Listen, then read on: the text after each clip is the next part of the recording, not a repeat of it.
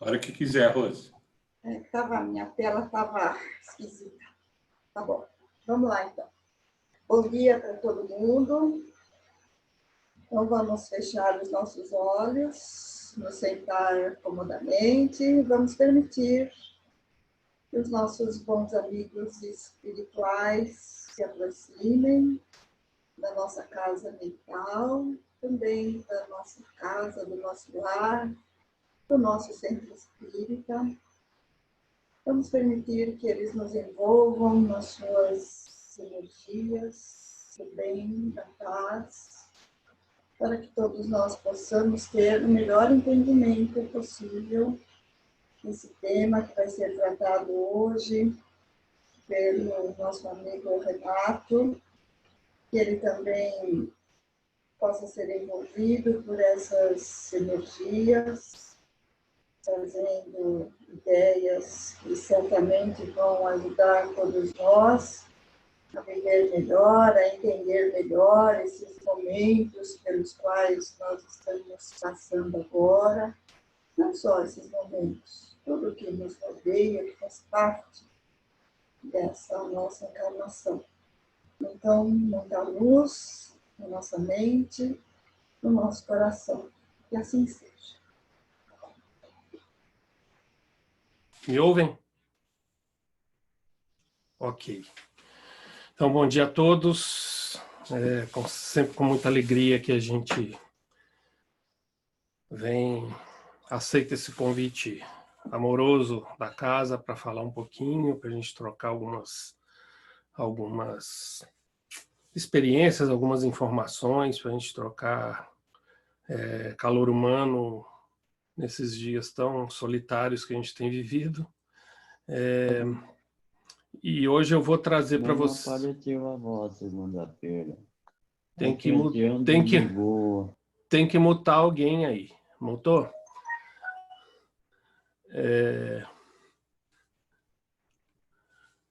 Então, com muita alegria que a gente vai trocar essas experiências, esses minutos aí de entendimento.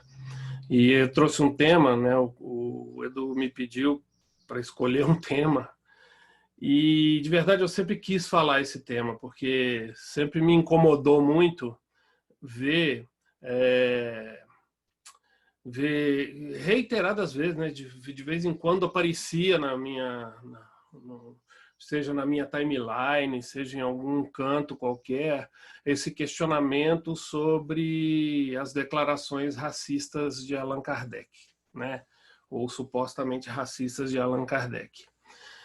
E já faz tempo que eu venho ansiando, eu já tinha aquela resposta pronta, né? Eu me dediquei a ler o artigo que sempre é utilizado para fazer esse tipo de comentário, e então eu já tinha meio que uma argumentação pronta, já tinha lido tudo, já tinha buscado algum subsídio, mas nunca tinha tido a oportunidade de efetivamente falar sobre ele.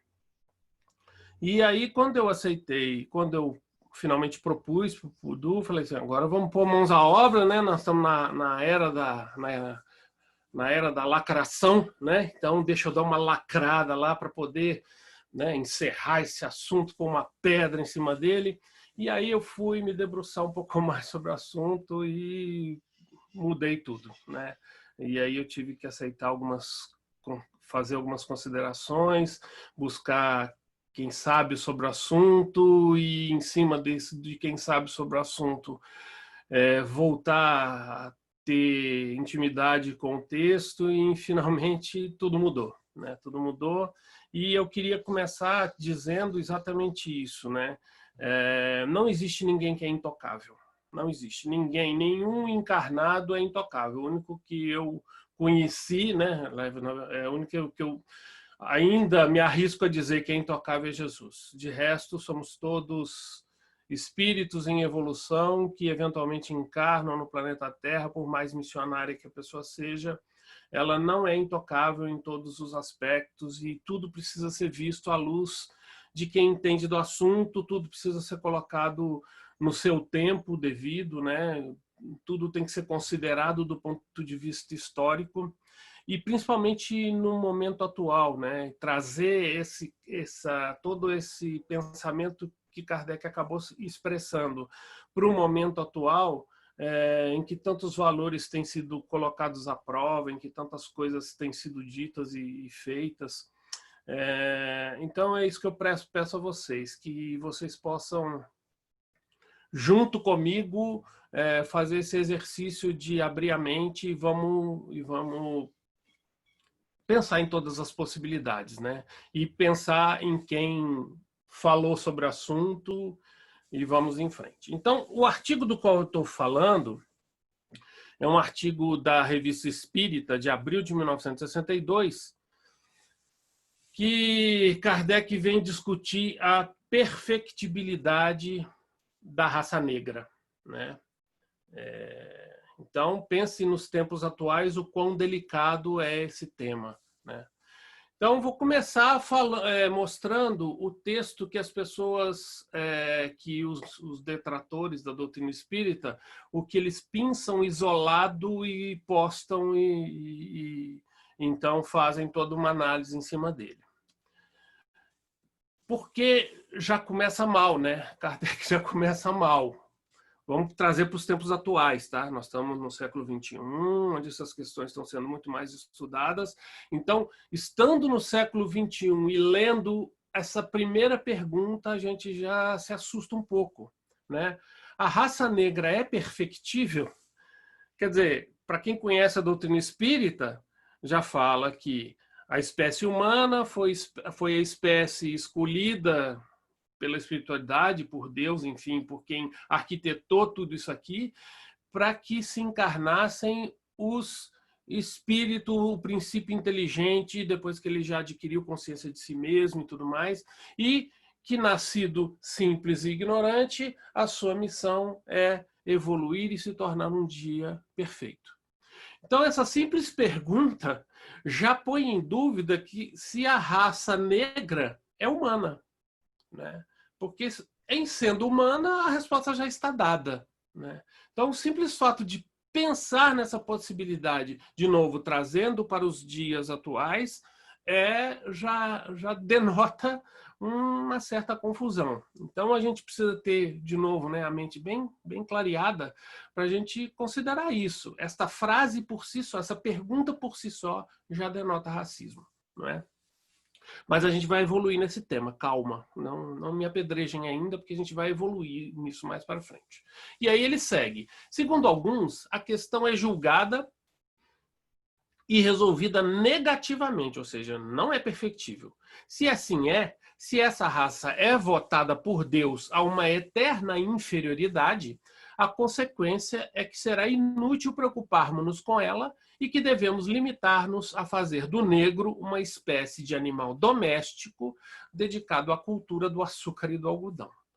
Então, assim, esta frase isolada e mal intencionadamente colocada, é lógico que a partir daí está já o carimbo de racista para Allan Kardec já está colocado e definido, né? Mas vamos avançar nesse capítulo. Eu não vou ler todo o artigo. Se alguém tiver interesse, e é bom que todos tenham interesse, é facinho de achar, né, na internet, Revista Espírita, abril de 1962, vocês vão achar esse artigo com muita facilidade, né? Então, a gente avançando nesse artigo, a gente vai ver que Kardec se baseia na ciência que era aceita naquela época, já começava a se questionar, mas era aceita naquela época, como a ciência que estudava as características humanas onde elas residem, né? Então, ele se baseou numa tal de frenologia, né? A frenologia, hoje, ela é reconhecida como uma pseudociência, ou seja, é uma candidata à ciência, mas que não se baseia em argumentos científicos, portanto, ela não tem embasamento científico, né? Mas, naquela época, era reconhecida como tal. Então, é uma pseudociência, isso a gente foi lá na Wikipedia para buscar, né, que alega que a forma e protuberâncias do crânio são indicativas das faculdades e aptidões mentais de uma pessoa. né? Então estaria no cérebro humano, ela até mapeia isso aí, essa figura que está aí, está representando um mapeamento do cérebro humano e onde residiriam todas as características de um indivíduo, né? As aptidões de intelecto e tudo mais. Então Kardec, partindo da frenologia, que era à época a ciência que tinha a reputação de estudar esse tipo de coisa, ele ainda vai mais longe. Ele fala, partindo de tais princípios, isso é Kardec de novo, tá? A frenologia vai mais longe, localiza todas as faculdades morais e intelectuais, a cada uma das quais determina um lugar especial no cérebro. Então, pensa na consequência disso, né? Cada um de nós não seria mais do que o produto de um cérebro mais bem elaborado ou menos bem elaborado, portanto não teríamos responsabilidade nenhuma sobre o que somos, né? Então, se eu sou um pedófilo, se eu sou um fascínora, se eu sou um assassino, se eu sou um genocida, isso nasceu comigo, nasceu na formação cerebral, né? Ou se por um outro lado eu sou um virtuose de algum instrumento, se eu canto maravilhosamente bem, se eu sou bondoso, se eu sou altruísta e intelectualmente privilegiado, também não teria nenhum mérito da minha parte, porque isso estaria desenhado no meu cérebro, né? Então Kardec, a partir daí, faz toda uma análise falando sobre as duas possibilidades em relação à frenologia, né? Ou ela não negando-a, né? Ou seja, aceitando-a como ciência, mas dizendo assim, isso nos põe de frente a duas possibilidades. Ou a possibilidade materialista, né? Que eu sou consequência do meu cérebro, ou a possibilidade espiritualista que diz, não, ela é, na verdade, um efeito de um espírito superior que encarnou num cérebro, né, num corpo que tem um cérebro mais ou menos dotado de determinada característica. E ele vai mais além, né, por isso que eu falo que é bom ler, porque ele fala que assim, pode ser que algumas características morais, mesmo que negativas, sejam atenuadas por outras que são um pouco mais positivas, então mesmo eu nascendo com um cérebro que poderia não ser privilegiado, em outros aspectos, essa minha característica sobrepujaria um vício, uma característica negativa, e eu, então, superaria essa tendência. Mas ele não nega a frenologia em momento nenhum. Então, eu sempre grifo o que assusta mais, né? Nas frases dele. Então ele vai além e fala assim como organização física, os negros serão sempre os mesmos. Como espíritos, são inquestionavelmente uma raça inferior, isto é, primitiva. Então, são coisas que chocam ao ler, né? São verdadeiras crianças às quais muito pouco se pode ensinar, mas por meio de cuidados inteligentes é sempre possível modificar certos hábitos, certas tendências, o que já representa um progresso, que levarão para outra existência e que lhes permitirá mais tarde tomar um envoltório em melhores condições. Então Kardec não nega a inferioridade espiritual da raça negra, ele não nega e vai mais além, né? Fala que para ele evoluir definitivamente, ele vai precisar de um outro corpo, né? Que nesse não vai ter jeito, né? E que se eles forem bem adestradinhos, como a gente faz com um cão, com um gato, até com um passarinho, eles até que vão conquistar alguma coisinha que pode ser utilizada mais para frente.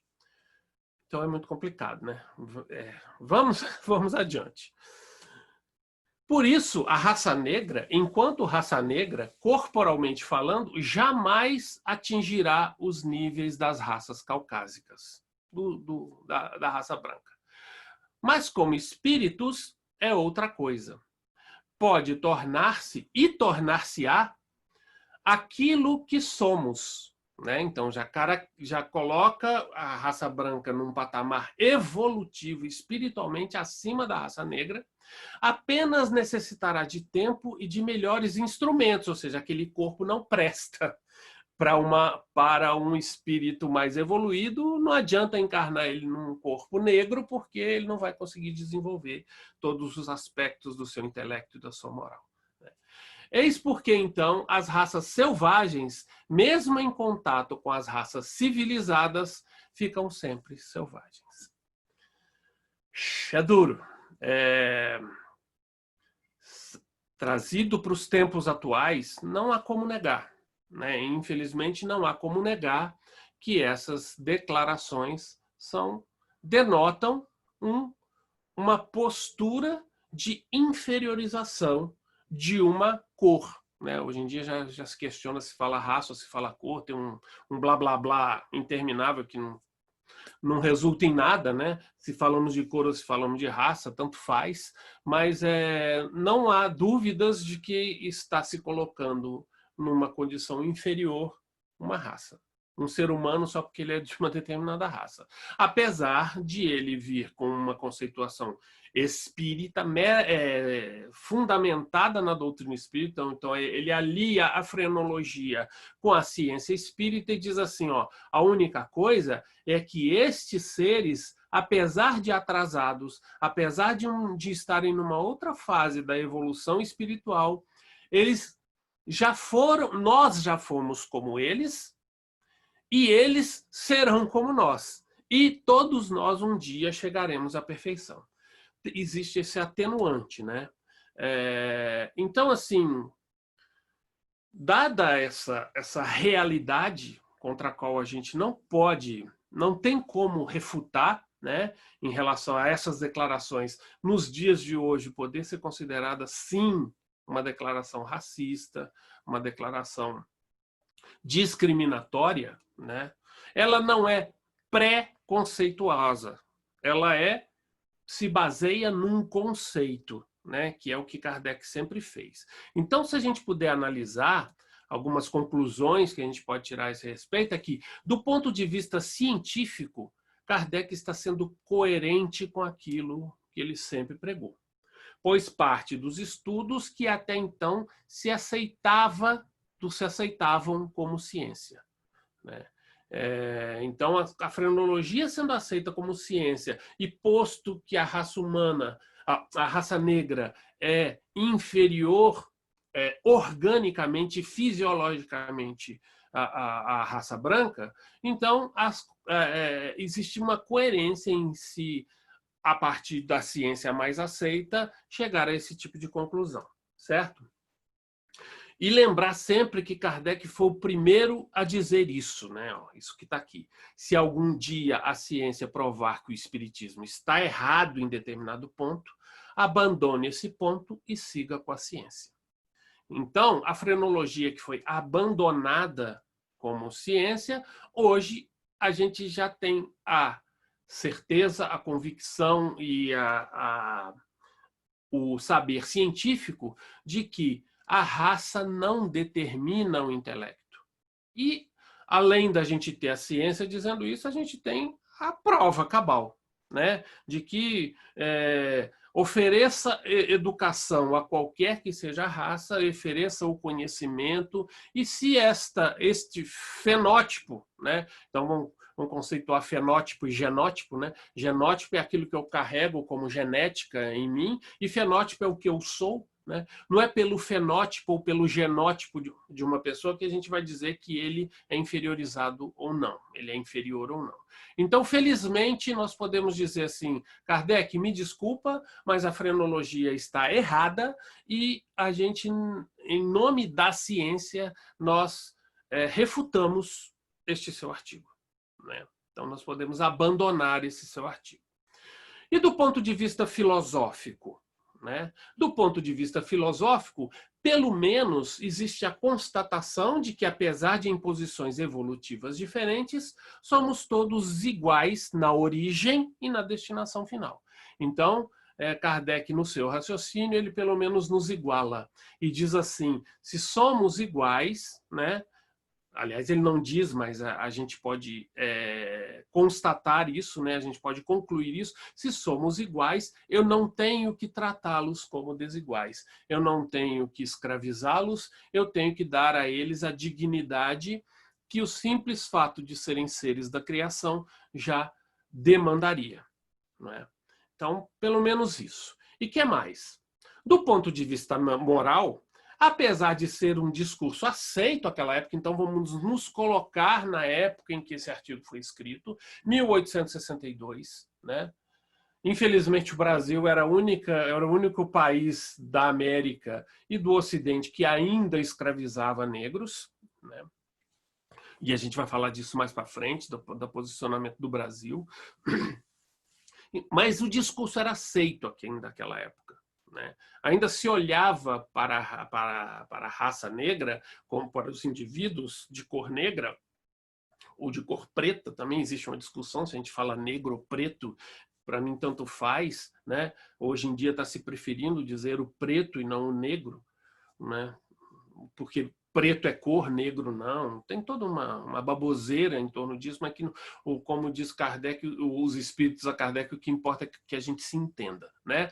Então, apesar de ser um discurso que naquela época era aceito, vamos nos lembrar que a Igreja Católica foi conivente com a escravatura, com a escravidão durante muito tempo. Então, assim, não há como discordar que, trazido para os tempos atuais, trata-se de questão muito polêmica e sujeita à nossa autocrítica. Eu estou sendo bonzinho para dizer, sim, o texto é racista, trazido para os tempos atuais, né?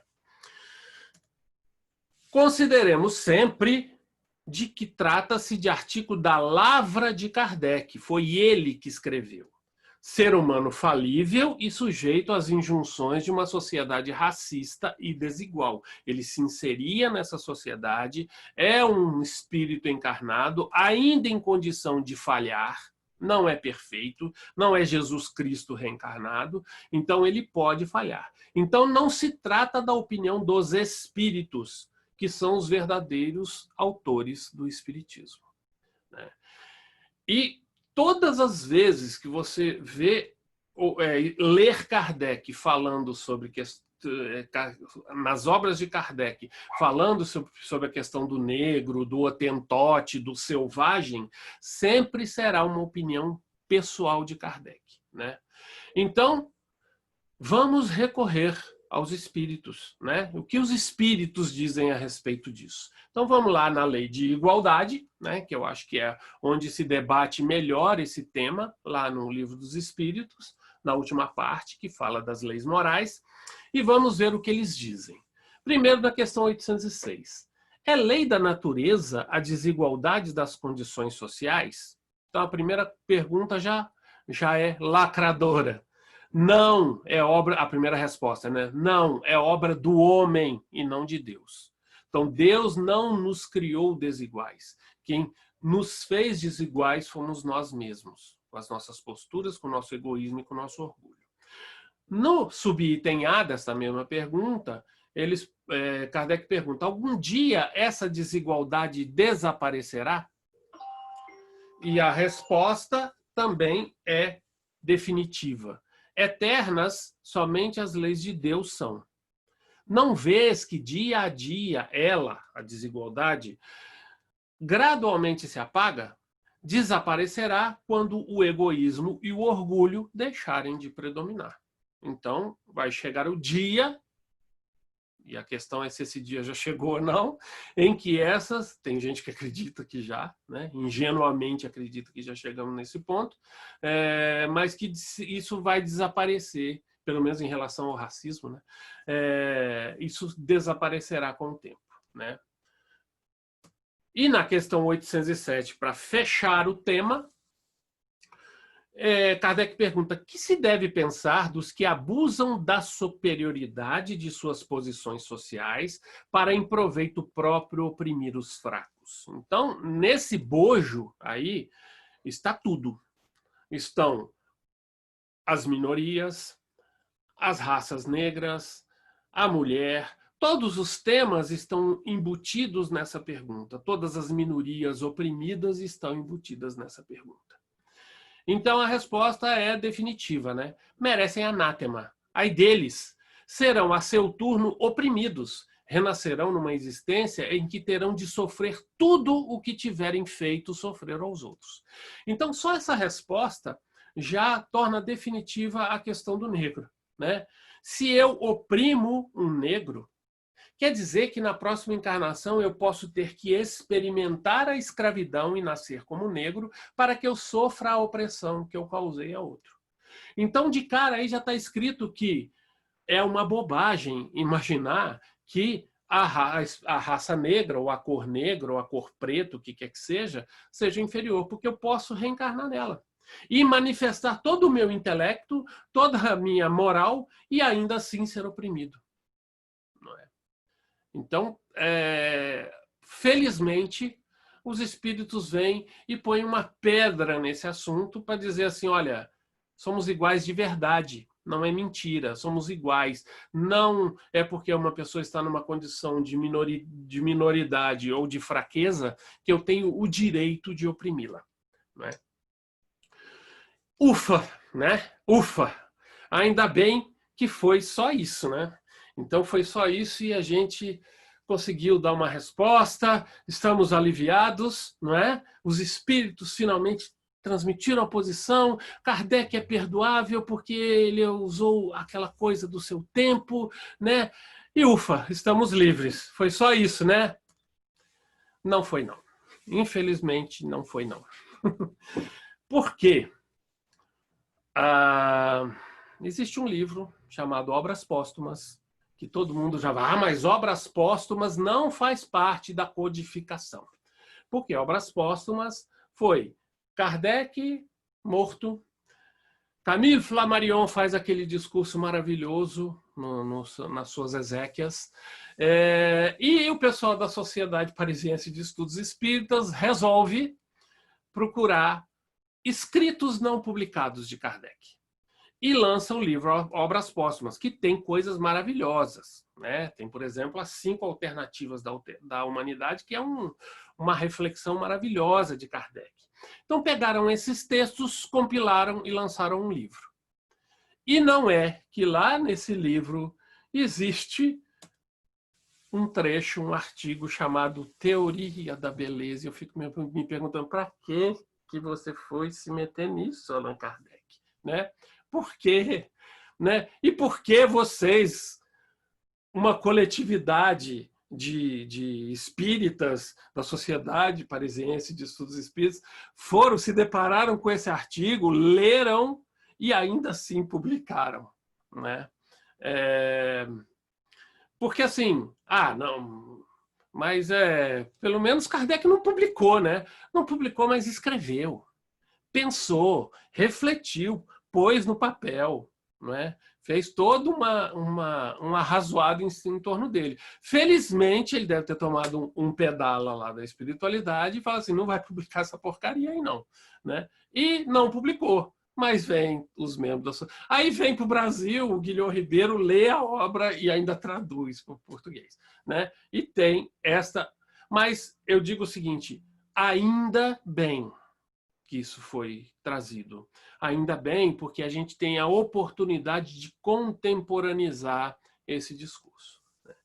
E aí o artigo diz assim, ai meu Deus, o negro pode ser belo para o negro, como um gato é belo para um gato.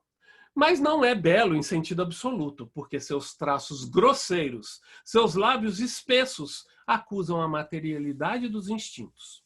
Podem exprimir as paixões violentas, mas não podem prestar-se a evidenciar os delicados matizes do sentimento, nem as modulações de um espírito fino. E aí, para terminar em vermelho sangue, ele fala assim, daí o podermos, sem fatuidade, ou seja, sem presunção, creio, dizer-nos mais belos do que os negros e os hotentotes. Não é? Então, assim...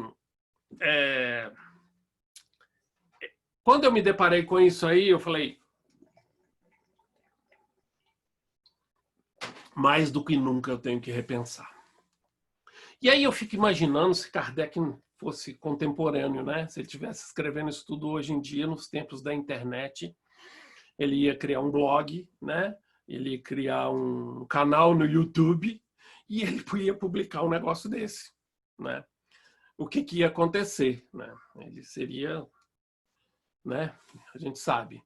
Felizmente, ele nasceu naquela época e tem o atenuante de ter vivido na época em que ele viveu, né? Porque se fosse hoje, a gente ia fazer questão, nas nossas respostas, a gente ia fazer questão de mostrar imagens como essa, por exemplo, né?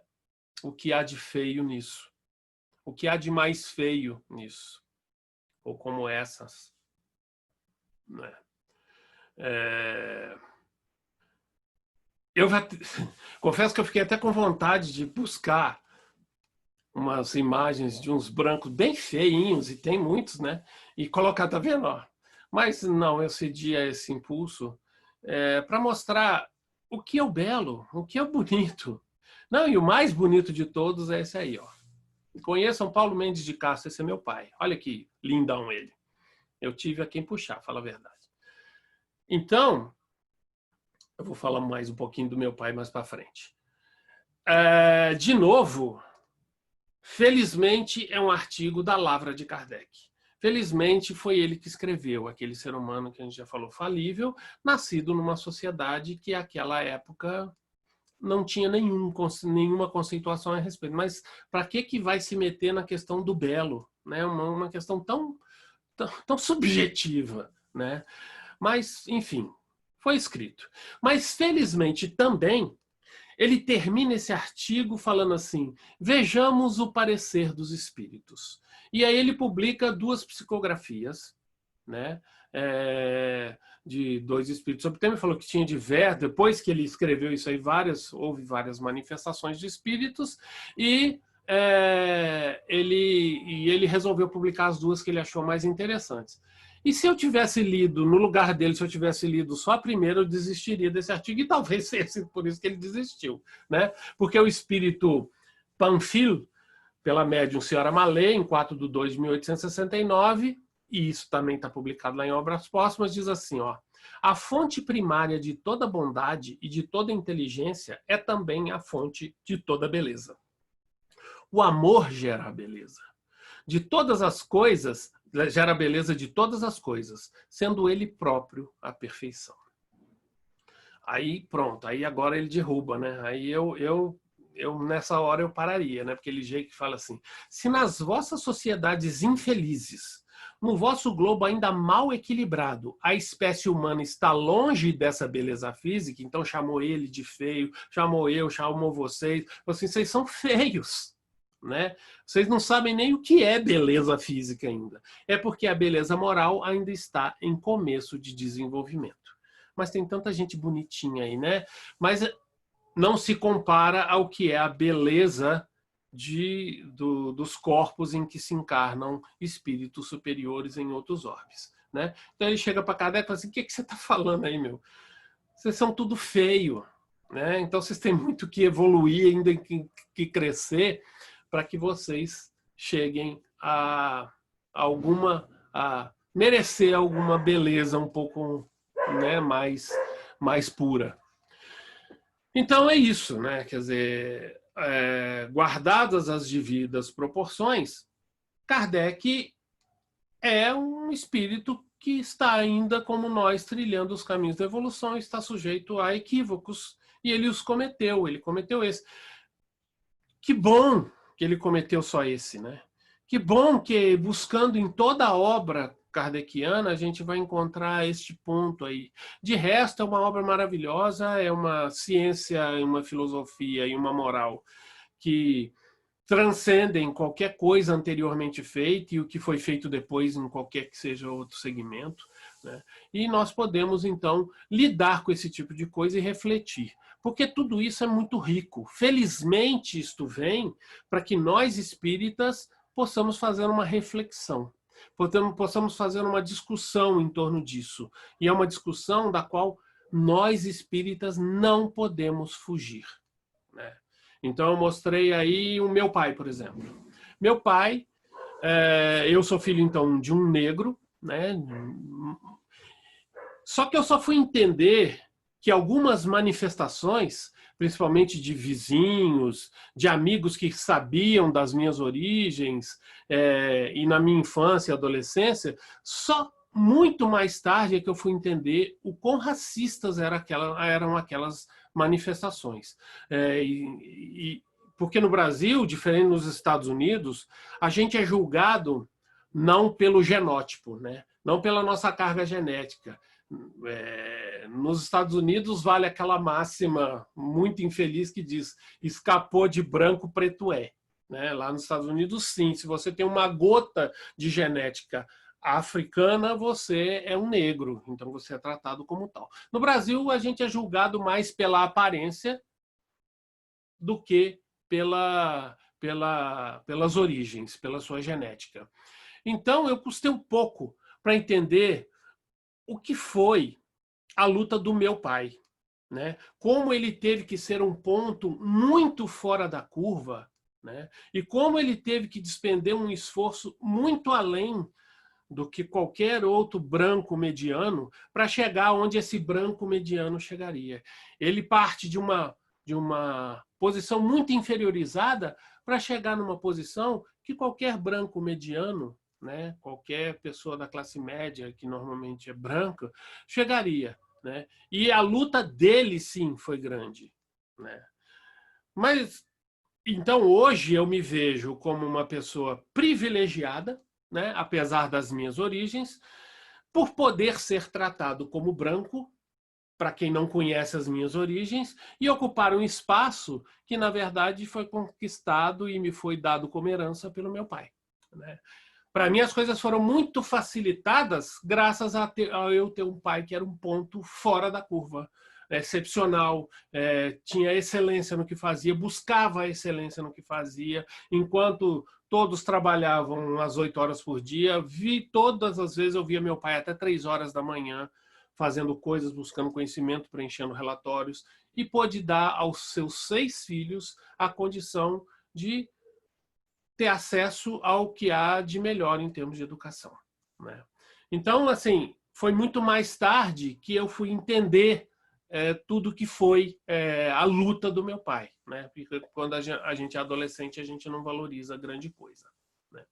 Então, isso tudo é para que nós, é um convite, para que nós, cada um de nós, olhe para si mesmo e comece a pensar sobre o assunto, né? Para que a gente não incorra em erros. Então, tem algumas coisas básicas que todos nós deveríamos nos perguntar e procurar saber. Vou dar alguns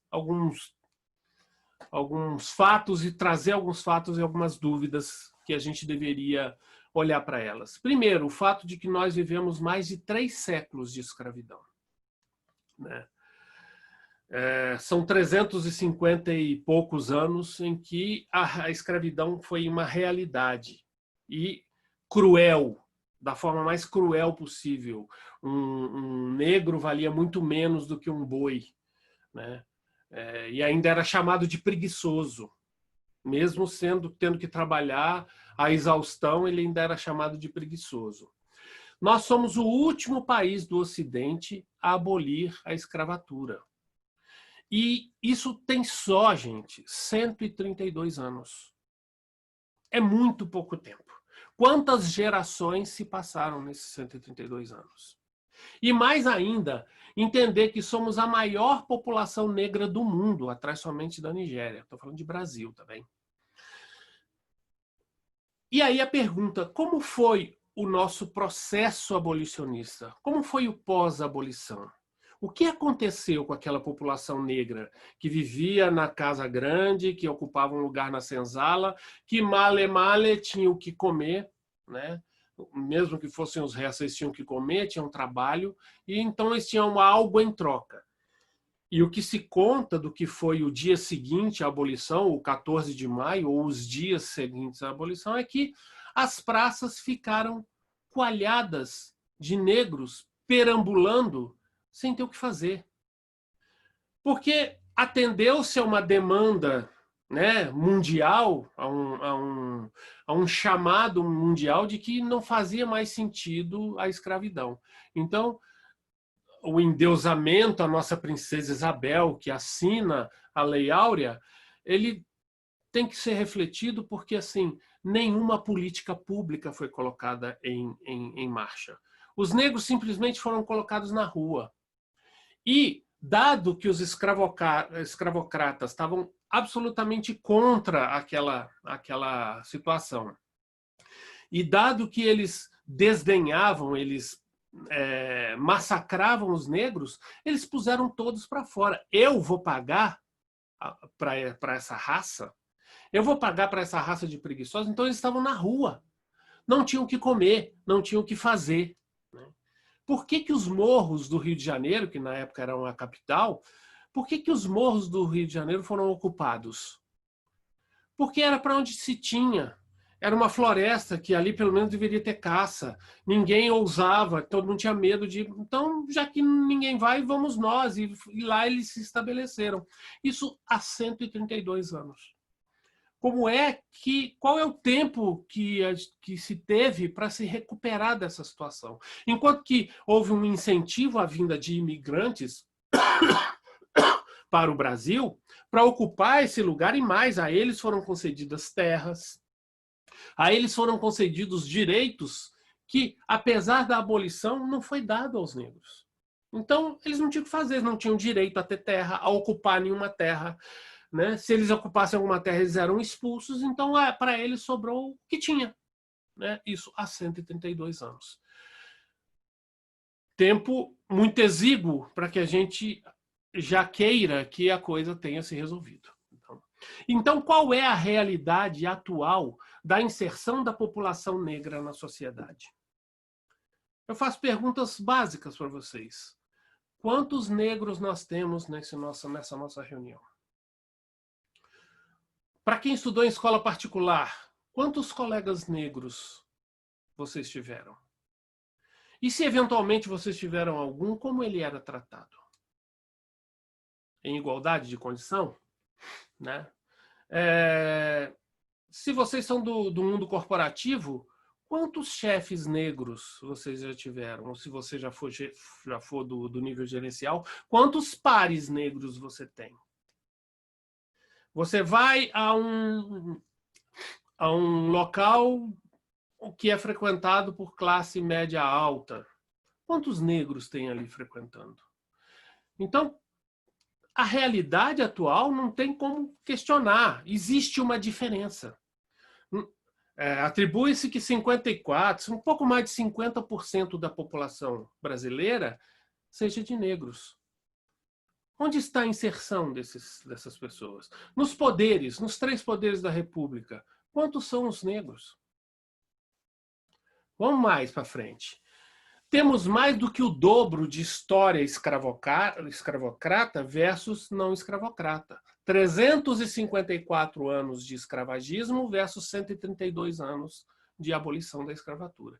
Sendo que desses 132 anos, as conquistas de direito pelos negros, elas foram terminar no século passado, que não faz tanto tempo assim, nós estamos em 2020, né? A maioria de nós aqui é do século passado, se não todos nós. Né? Nascemos numa sociedade racista e que de forma explícita ou velada acredita ou admite que a etnia define a inteligência, a capacidade e a condição moral do indivíduo. Por mais que a frenologia tenha sido abandonada com o tempo, o íntimo, a condição arquetípica nossa, ela nos leva intimamente, talvez, a considerar isso. Por último, então, isto posto, a questão mais não é de se pensar se eu sou racista ou não. Eu estou inserido, eu nasci numa sociedade racista. Então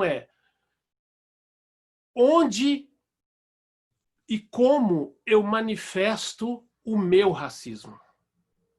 Qual é o nível do meu racismo? Então, aceitando Kardec e acertando a orientação dos espíritos que dizem que a forma que nós temos de nos melhorarmos e nos vencermos nessa escala evolutiva, a melhor forma é o autoconhecimento. Então, não é negar. Não é simplesmente um comportamento externo que vai me definir. Eu tenho que mudar dentro, né? Então, a doutrina espírita ela é ótima, mas se a gente não compreendê-la bem, a gente vai simplesmente mudar o nosso comportamento e achar que a gente já é aquilo, né? Na verdade, isso tudo é como o racismo se revela em mim, nas minhas posturas, nas minhas falas e principalmente nos meus pensamentos. Então, deixe de lado tudo que você acha, né? Tem uma grande pensadora, a Djamila Ribeiro. Eu recomendo, então, que você isso, né, buscar esses autores, buscar quem conhece, né? Nós vivemos a época a era da opinião, né? A opinião tem valor maior do que a ciência. Não, vamos buscar quem entende do assunto. Então tem a Djamila Ribeiro, que ela é uma feminista e participante do movimento negro. Ela diz o seguinte: são três coisas que atrapalham a igualdade no nosso país. É o machismo, o racismo e o achismo, né? É o que eu acho. Eu estou mais interessado no que eu acho, em buscar, né, as opiniões de quem acha o que eu acho e propagar isso para todo lado, do que buscar o conhecimento verdadeiro com quem ele esteja. Então, racismo hoje em dia é mais do que uma questão moral e ética, né? É uma questão estrutural. Ele está imiscuído na nossa sociedade de tal forma que todos nós temos em nós mesmos alguma coisa que precisa ser revista, revisitada. Se no final das contas você chegar à conclusão, não, eu venci o racismo, parabéns. Eu duvido muito, né? Desculpa, mas eu vou duvidar muito que realmente você não tenha nenhuma posição que precise ser revista. Porque até eu, filho de negro, né, que me encaixo, sou pelo menos afrodescendente, né? Se a sociedade não me trata como negro, afrodescendente eu sou. Intimamente, algumas coisas saltam aos olhos. Então, porque a gente precisa pensar, onde começa o racismo? Né? Começa quando eu falo assim, eu não sou racista não, eu tenho até amigos pretos. Isso aí é a superfície do racismo, né? Isso aí é a evidência do racismo. Eu não sou racista não, mas quando vê uma piada de preto e ela é muito engraçada, eu compartilho o que tem, né? Isso é a evidência maior, né? A gente tem que buscar um pouco mais profundamente, né? Onde está o nosso racismo. E aí, hoje em dia, a gente se depara com algumas coisas. Primeira delas, né? Tá na moda falar assim, não, hoje em dia existe uma ditadura do politicamente correto e do mimimi, né? Tudo que você fala, você tem que se preocupar, porque tem um mimimi danado aí na história. É engraçado que sempre que eu ouço isso de alguém, é alguém que quer ofender. É alguém que lançou alguma frase ofensiva ou que tem vontade de lançar. Eu nunca escutei isso de alguém que se sentiu ofendido. Que chegou a falar assim, não, eu me ofendi sim, mas isso é mimimi meu. Não. Ele vai apresentar o porquê ele ficou ofendido. Né? Então, a primeira coisa que a gente tem que se livrar é dessa pecha, de que nós vivemos a era da ditadura do politicamente correto. Não. Olhe para dentro de si mesmo. Por que você disse isso? Por que você riu dessa piada? Por que você pensa que, assim, a hora que você se depara com... Você é apresentado para o seu novo chefe, ele é negro e você se assusta? Tem um caso... Olhe para dentro de você mesmo e fala assim, quando eu estou caminhando à noite numa calçada e eu me deparo com uma pessoa negra vindo em minha direção, qual é o meu primeiro ímpeto? Quando eu vejo quando me falam que eu vou participar de uma palestra com uma pessoa muito intelectualizada e a hora que essa pessoa aparece, ela é negra, o que vem? Se você vai a um médico, a um especialista, e a hora que esse médico aparece para você, ele é negro, qual é o seu primeiro impulso? Né?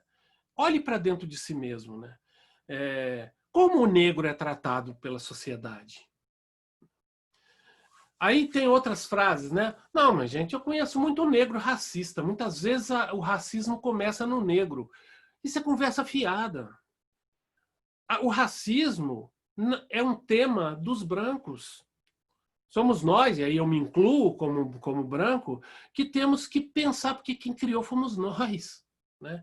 E se existem racistas negros, primeiro, eu não sei se eles são maioria, eu acho que eles são minoria, e por que eles estão inseridos? Por que esse pensamento vem até eles? Né? Mais um, não tenho culpa de ser branco. Essa é uma que está na moda falar também. Eu não tenho culpa de ser branco, mas quem está falando de culpa? Nós estamos falando de responsabilidade, da nossa responsabilidade como pessoas que são bem aceitos pela sociedade. E nós estamos falando de um tema da moda, de empatia. E se fosse você?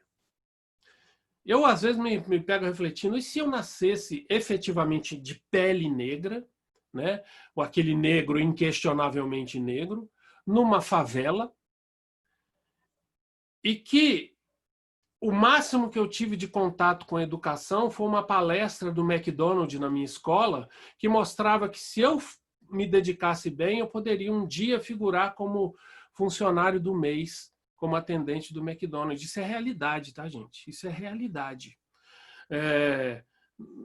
As escolas, hoje em dia, elas acham que estão promovendo algum tipo de inclusão quando elas trazem alguém do McDonald's para dizer, olha, se você for bem aqui, o do McDonald's tem um programa para você que você pode até virar funcionário do McDonald's. Né? Eu vivendo essa realidade, olhasse, a hora que eu saísse da escola e visse um traficante montado num carro do ano, com as mulheres mais bonitas da favela ao seu redor, sendo paparicado, bajulado e mais, tendo poder. Qual seria a minha decisão? O que faria eu? Não é? Então, assim, é uma questão que nós temos que olhar para ela de forma assim, eu não sou culpado, mas eu sou responsável. E quando eu me tomo de responsabilidade, isso vai me mover a fazer alguma coisa. Né? Aí tem outro que fala assim, mas eu acredito na meritocracia. É só ele se esforçar que ele alcança os seus objetivos. Aí eu respondo isso com uma pergunta. O que você está querendo dizer com isso, quando você fala isso? Você está querendo dizer que o negro é preguiçoso? A raça negra... porque nós temos tantos exemplos de pessoas que se deram, tantos quantos. Retire dessa sua lista os jogadores de futebol, de basquete e os cantores. Quantos você conhece? E qual foi a luta dessa pessoa para chegar? O quanto ela teve que lutar? Essa conversa de meritocracia, ela vale quando existe igualdade na origem, igualdade na partida. Né? O negro, ele está sempre numa posição inferior. Então, eu, branco, para eu chegar até essa posição, basta eu ser mediano. Eu, negro, para chegar nessa posição, eu tenho que me superar. Esta é a realidade, não adianta negar isso. Né? Então, aí vem outra também, que o argumento é o mesmo. As cadeias, né, quando questiona a violência contra o negro, né, as cadeias têm mais negros, os negros são presos e mortos porque eles cometem mais crimes. Eu faço a mesma pergunta. O que você está querendo dizer com isso? Você está querendo dizer que o negro, na sua origem, ele é mais violento, ele é moralmente inferior? Ou foram as condições que lhe foram oferecidas que levaram ele? De novo, coloque-se no lugar dele, viva a realidade dele. E o que seria você? Não é? Mais uma.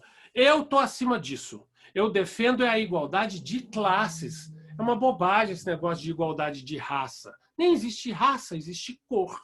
Né? Eu defendo a igualdade de classes. Ok, mas uma coisa não está separada da outra. Quando você vai olhar para a desigualdade de classes e se depara com a realidade de que 90% do povo pobre é o povo afrodescendente. Por quê? Né? Aí, nesse movimento do Black Lives Matter dos Estados Unidos, tem muita gente que isso é uma bobagem. Todas as vidas importam. All lives matter. Tá bom, todas as vidas importam.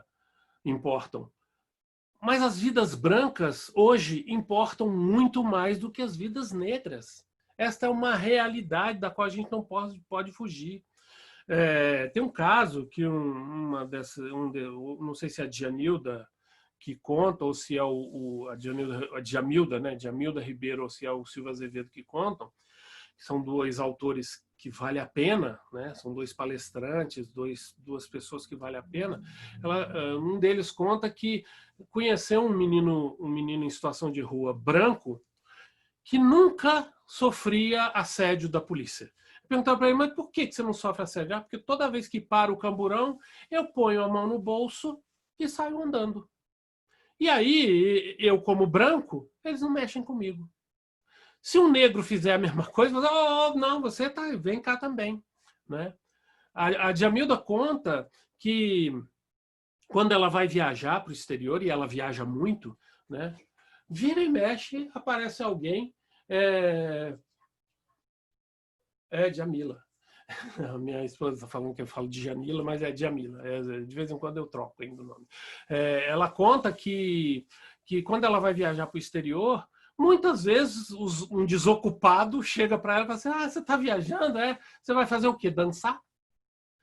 Né? Ou você vai cantar? Você é atleta? Ela, com muita honra, ela diz, não, eu vou proferir uma palestra. Eu vou participar de um evento. Não é? São essas coisas que a gente tem que se perguntar sempre. Então, afastadas as manifestações mais evidentes do racismo, eu tenho que olhar para dentro de mim mesmo. O convite que eu faço nesse momento é para que a gente olhe para dentro de nós mesmos e reflitamos sobre o tema. Não é mais questão de opinião. Não é porque aquela pessoa negra manifestou uma opinião que coaduna com a minha opinião, é que a dela é que vale. Né? Valem os estudos, valem as opiniões fundamentadas na ciência, vale Kardec, vale o espiritismo, vale a lei de igualdade. E é isso que eu tenho que buscar.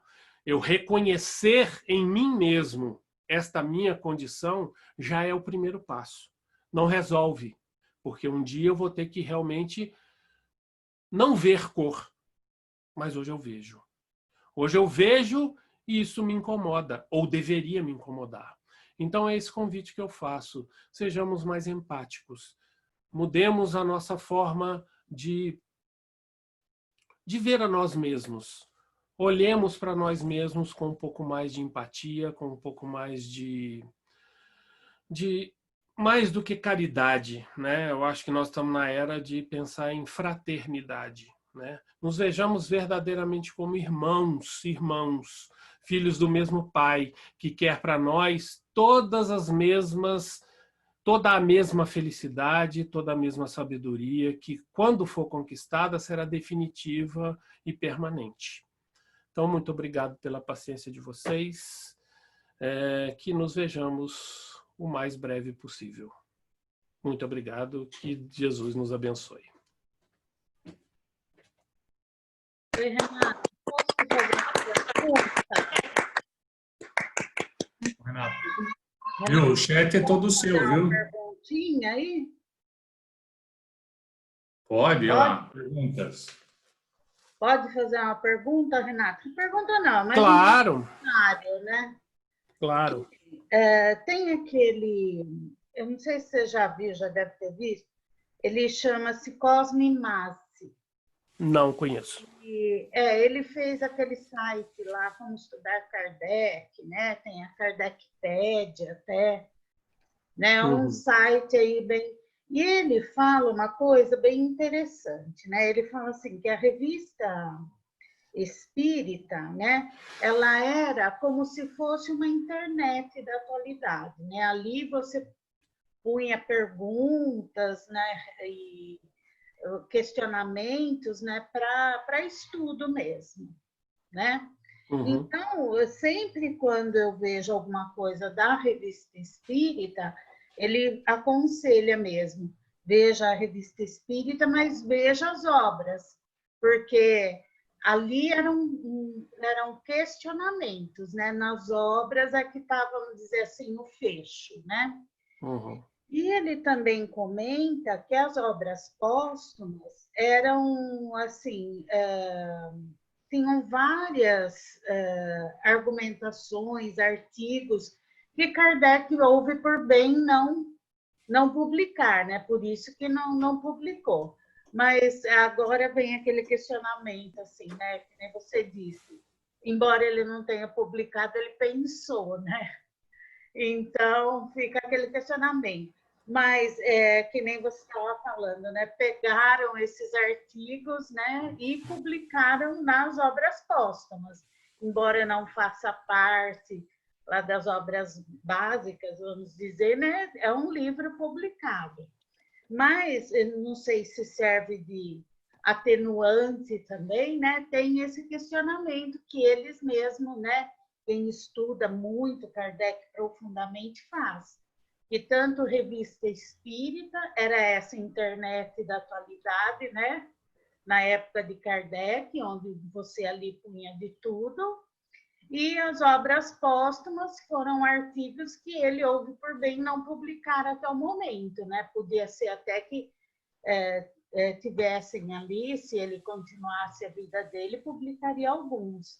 Mas eu achei bem interessante esse posicionamento desse estudioso, né, de Kardec. Era isso que eu queria comentar com você. Sim, eu tentei até dizer isso, né? Exatamente esses atenuantes. Ainda coloquei e ainda coloco como atenuante o tempo em que Kardec viveu. E realmente é. Mas a gente não pode se furtar a isso que você disse e que eu repeti, né? Ele pensou, toda vez que você escreve alguma coisa, se fosse numa live, né?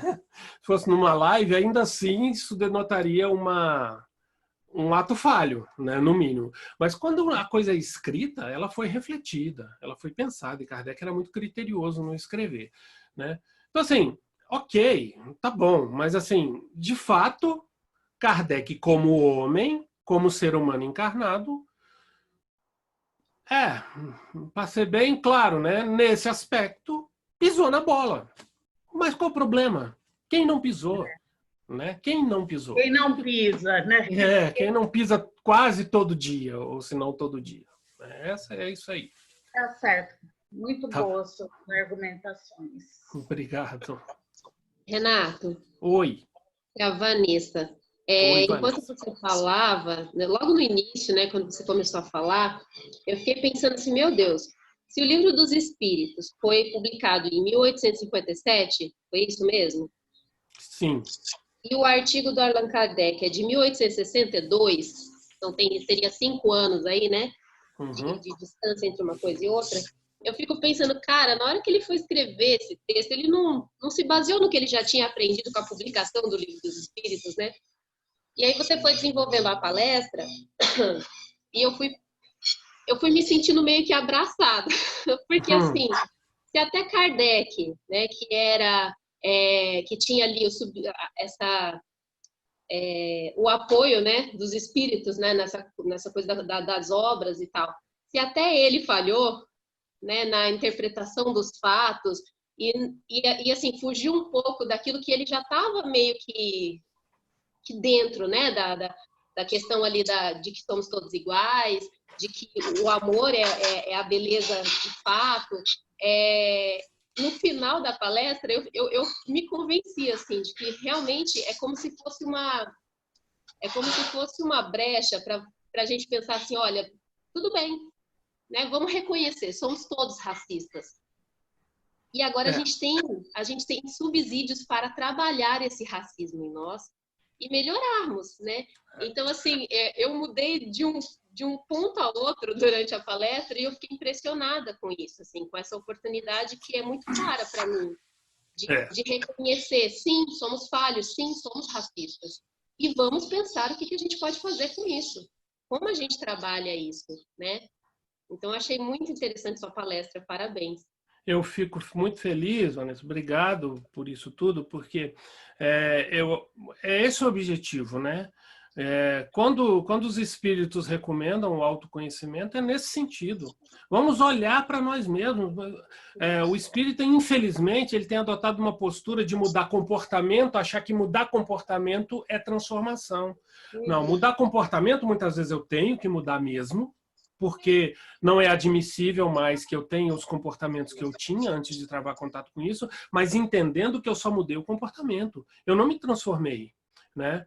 E esse processo de transformação, ele não é fácil nem rápido e não vai se dar numa encarnação só. Então, tanto no aspecto do racismo como todos os nossos vícios morais, que advêm do egoísmo, do nosso egoísmo, da nossa condição de espíritos em fase de provas e expiações, nos quais predomina o mal, que essa é a conceituação do que nós somos, lá nas obras, né, que os espíritos nos dizem, né? É o reconhecimento, esse é o primeiro grande passo. O que eu faço com isso?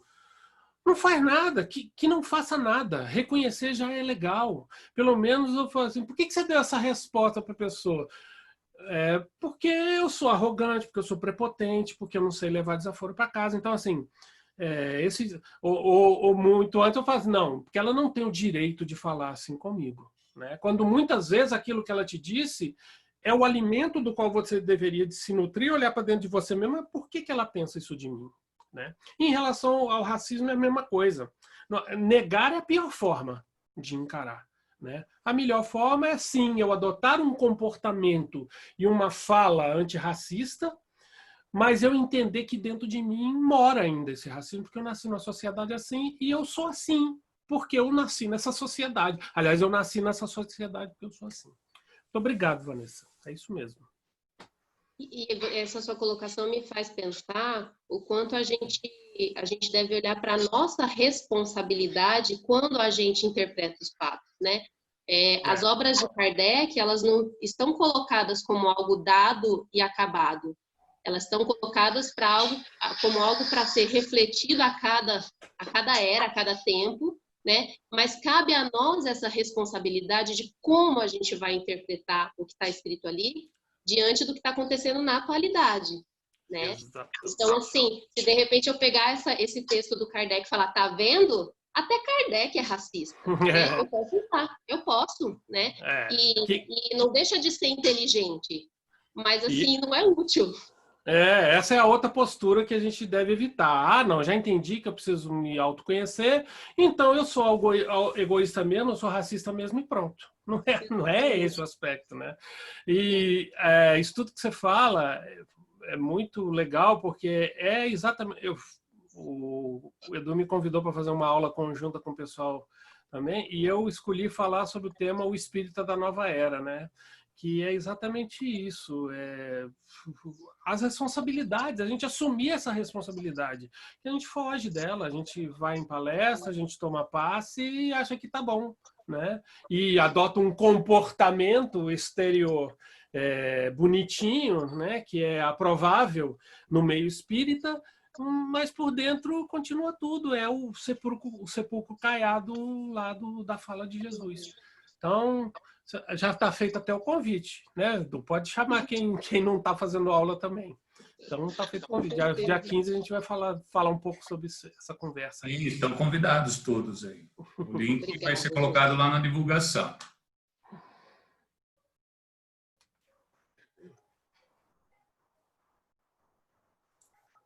Mais perguntas aí, pessoal?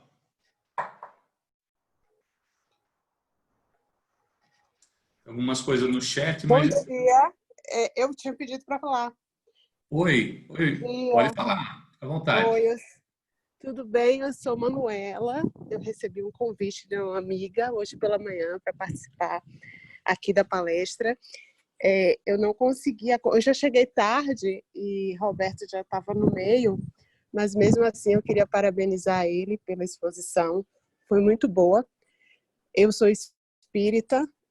Há muito tempo, entrei como jovem espírita em juventude e a gente precisa trazer essas reflexões para a casa espírita, para a doutrina espírita, porque a gente sempre olhou, né? A gente sempre colocou isso no segundo plano, como se como espíritos e ao argumento de sermos espíritos e todos iguais, não tivéssemos que nos deparar com essas questões morais ainda na jornada pela Terra, né? E eu ouso dizer, né, são imperfeições, são imperfeições morais, e a gente também não pode jogar para debaixo do tapete essa questão. Afinal, como ele disse, né, são muitos anos em que pessoas estiveram sob o jugo de outros, que são grupos minoritários, mas que se consideravam de alguma forma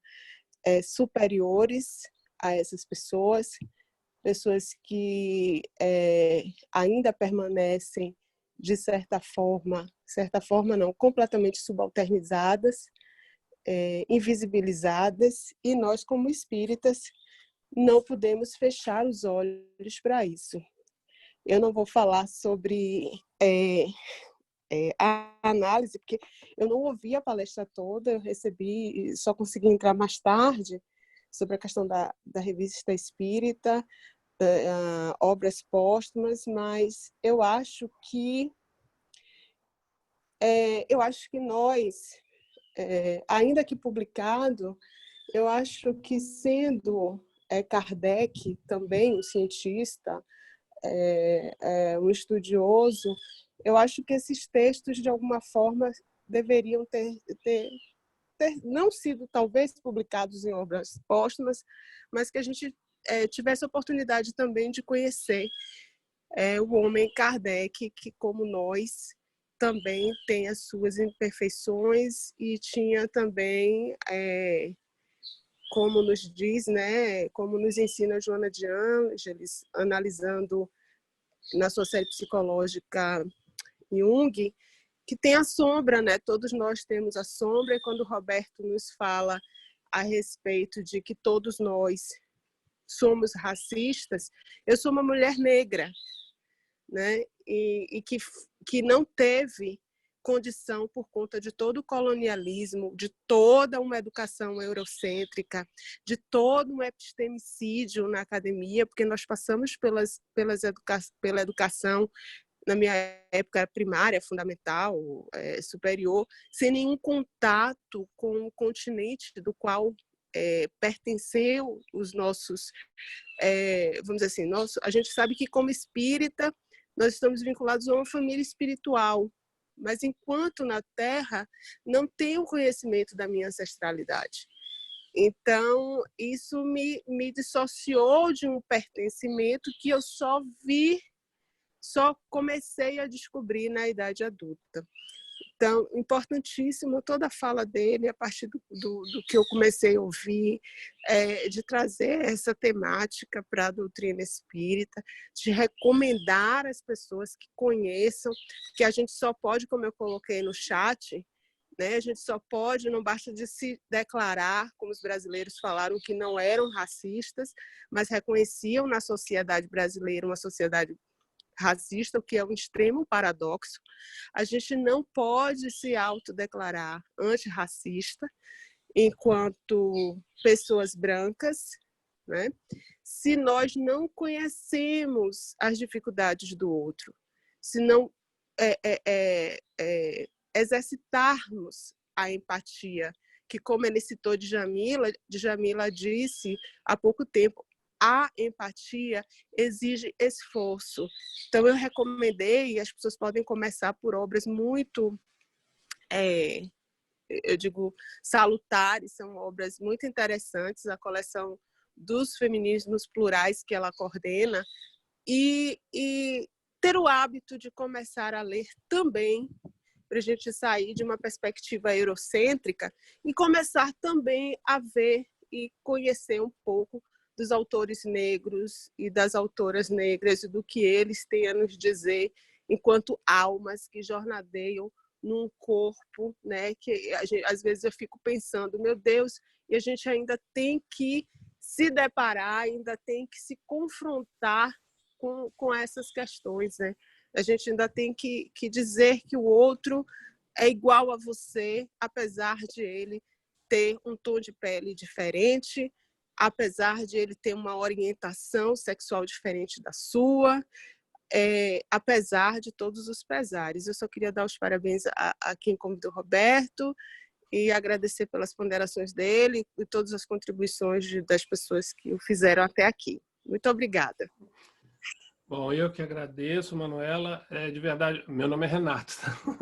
Tá? Muita gente me chama de Roberto às vezes. Mas, de qualquer maneira, assim, infelizmente, o que a gente vê é que existe uma tendência a politizar tudo, né? Então, hoje em dia, se você se debruça sobre temas como esse, já vão logo te qualificando, te posicionando politicamente e te mandando para alguns lugares. Então, assim, a gente tem que ver isso tudo de forma totalmente fora de qualquer ideia preconcebida, fora de imaginar que isso se encaixe nesse. Nós estamos falando de humanismo, nós estamos falando de humanidade. E é uma coisa que a gente está carente demais nesses últimos dias, né? E que uma das coisas que Joana de Ângeles falou que nós temos que cuidar na doutrina espírita, né? Ela fala de humanizar, espiritizar e qualificar, né? E humanizar está em primeiro lugar. Então a gente tem que se humanizar mais, né? E buscar todos esses conceitos e buscar com quem sabe do assunto. Eu sou ainda se quiserem se aprofundar muito nesse tema, eu vou dizer assim, olha, eu tenho muito pouco conhecimento. Vai buscar esse conteúdo em quem tem esse grande conhecimento. A Djamila é uma, a Silvia Azevedo é outra, e tantos outros, né? E ela cita tantas outras pessoas que a gente sequer desconhece, sequer travou contato. Então tem muito para ser trilhado. E esse é o convite, né? Pare de olhar para o outro, olhe para si mesmo. Veja o que existe em você, né? Esse é o compromisso nosso como espíritas, esse é o compromisso nosso como seres humanos, né? É me reformar, né? E parar de ficar julgando o outro e de entender o que do outro há em mim, né? Então é esse convite, é um convite permanente, né? Que esta é a nova era. Né? Essa é a verdadeira nova era que tem que se instalar dentro de nós, onde eu me reconheço como esse ser falível, né? Mais falível do que Kardec ainda, e o que eu preciso fazer, né? Além de mudar o meu comportamento e achar que está tudo bem. Além de praticar o fora da caridade na nossa salvação e não entender que nós mudamos de faixa. Agora está muito além da caridade. Eu acho que a fraternidade a caridade é o exercício para que eu ainda faça de forma meio capenga, de forma meio forçada, para que um dia eu atinja o segundo nível, que é a fraternidade, que é realmente reconhecer no outro o meu irmão, no outro um igual a mim, para depois eu dar o passo do amor. A gente já acha que a gente já chegou no amor porque a gente entrega alguma coisa, dá uma cesta básica ou fala uma palavrinha para alguém. Né? Então chega de dar conselho para o outro e olhe para dentro de si mesmo. Esse é o convite de sempre. Obrigado, Manuela. Estamos sempre à disposição aí. Você pode participar sempre que você pelo sotaque, é baiana. Sim, eu sou baiana, eu sou soteropolitana. Eu sou de Salvador. Obrigada, perdão. Desculpe por eu ter trocado Renato por Roberto. Não tem problema nenhum. Estou meio atrapalhada mesmo. Desculpe. Obrigado. Edu, mais algum tema aí? Alguma coisa no chat? No chat tem bastante observações, mas acho que pergunta propriamente dita, acho que não, salvo engano. Manuela, essa palestra estará gravada, tá? Ela vai ser publicada no canal do Fraternidade Espírita Evangélica de Jundiaí. Hoje ainda, o Edu tem sido muito rápido nessas publicações. Eu vou colocar, quem não estiver no grupo de divulgação, onde a gente coloca todos esses links das aulas e também os links das gravações, é só entrar nesse grupo e ali é publicado tudo isso, tá? Eu vou colocar aqui no chat. É só clicar, é um link que já cai no grupo do WhatsApp, tá bom? Podemos seguir, né?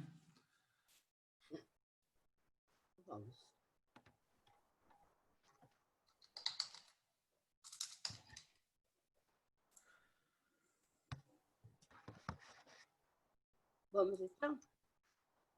Serenando as nossas emoções, unindo os nossos pensamentos e sentimentos para que formem uma grande luz e que nesse instante a espiritualidade presente possa usá-la em benefício de todos.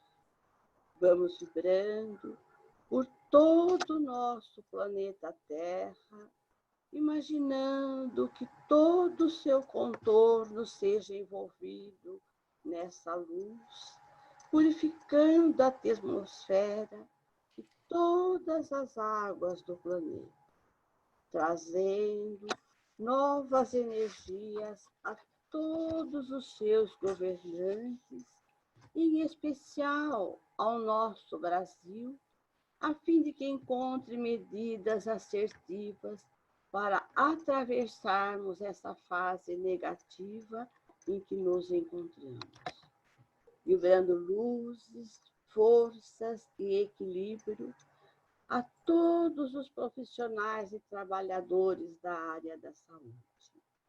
Vibramos pela cura ou melhoria de todos os enfermos do corpo ou da alma, por aqueles que se encontram em leitos de dor, nos lares, nos hospitais, nas casas de saúde.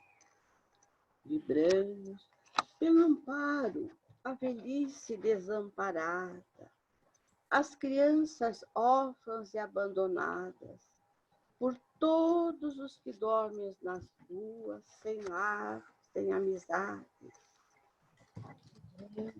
Pelo nosso lar, onde refazemos as nossas energias, onde estudamos a nossa doutrina e onde temos a certeza de que aqueles que conosco compartilham foram ali colocados para as oportunidades de entendimento e perdão.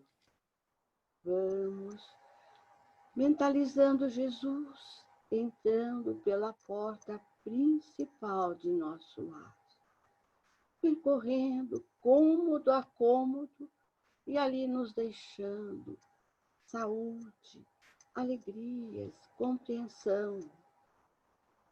Vibramos por todos os nomes que se encontram no caderno de vibrações da Fraternidade Espírita Evangélica de Jundiaí, bem como para todos os nomes que junto a nós colocamos para a ajuda espiritual. Vibramos pela fluidificação das águas em nosso lar, que servirão para o nosso refazimento. Finalmente, vibramos por nós mesmos, para que tenhamos forças e equilíbrios em prosseguir no caminho da luz. Que assim seja. Continuando na nossa concentração, com os olhos fechados, vamos nos preparando para o nosso relaxamento físico. Vamos relaxando a musculatura de nossa cabeça, nossa face. Vamos relaxando o nosso maxilar. Vamos deixando as energias penetrarem por nossa cabeça. Vamos envolvendo toda a musculatura do nosso pescoço, soltando, relaxando. Vamos inspirando boas energias, expirando aquelas que não nos servem mais. E a cada respiração, vamos aprofundando este nosso relaxamento,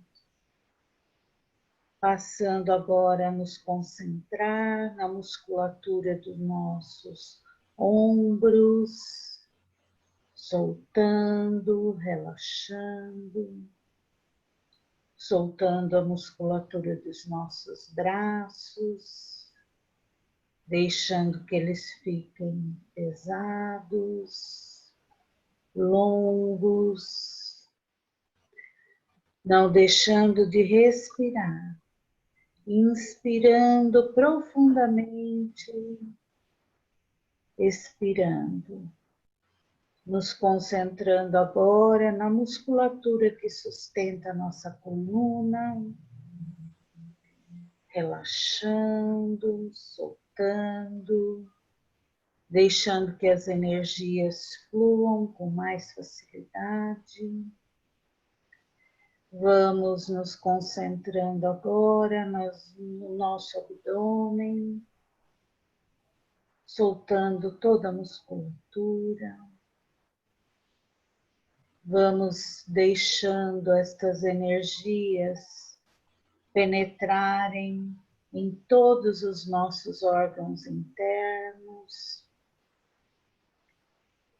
deixando energias salutares a cada célula.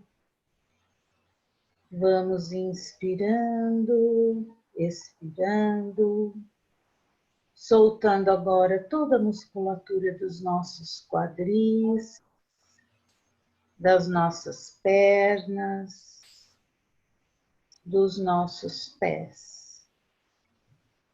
Sentimos agora as energias do ambiente fluírem com muito mais facilidade em todo o nosso corpo físico, revigorando cada célula, fortalecendo o nosso sistema imunológico, trazendo saúde ao nosso corpo físico, equilíbrio ao nosso espírito, ainda inspirando e expirando, em total relaxamento. Vamos levando a nossa mente a um lugar aprazível, um jardim florido, onde os raios do sol nos aquecem, nos trazem energias revigorantes. Estamos em paz, estamos confiantes e nesse instante sentimos ao nosso lado a presença de Jesus, que nos abraça, que nos envolve em sua luz, dizendo que nós conseguiremos superar todas as nossas dificuldades. Com esta luz que agora está em nós, vamos percebendo a presença dos nossos mentores, destes amigos espirituais que comparecem em nossos lares, que agora vão ministrar o passe coletivo. Sentimos estas energias circulando por todo o nosso corpo físico e espiritual. Vamos sentindo estas energias nos fortalecerem, nos acalmarem. Respirando profundamente. Vamos agradecendo a presença desses amigos. Vamos voltando a este local, sentindo-nos novamente em nossas cadeiras, Agradecidos que estamos, vamos passar a nossa prece final. Então, continuando com os olhos fechados, sentados comodamente, vamos finalizar as atividades desta manhã, agradecendo nesse momento por tudo que recebemos,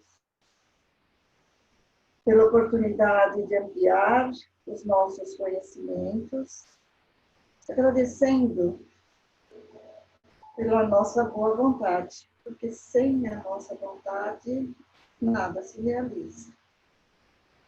Vamos agradecer ao expositor desta manhã, que coloca tanta luz no nosso entendimento.